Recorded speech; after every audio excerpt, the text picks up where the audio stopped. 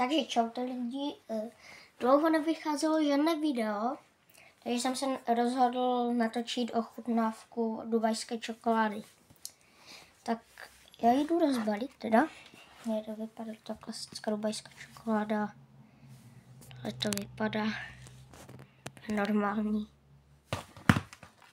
Tohle by to prý mělo vypadat nějak. A já to jdu rozbalit. Jo, takže vypadá to nějak takhle. Tady už jsem to trošku zlomil, nebo je to fakt tenké. A tak jdeme to vyzkoušet. Tak ulomíme si to tady. Snad to neulomím celé nějak blbě.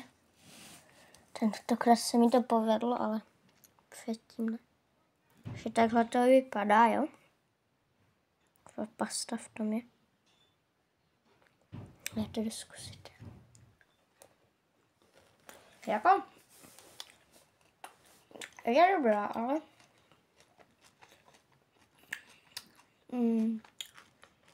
Můžu tam dát trošku víc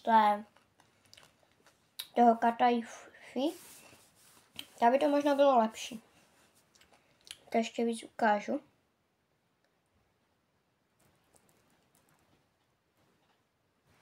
Takhle to teda vypadá. Katajfi. Je v tom vlastně pistacie a takové křupavé těsto.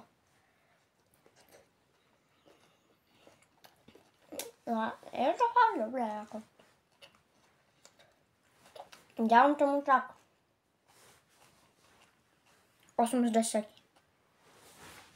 A to bude pro dnešní video všecko, tak čau.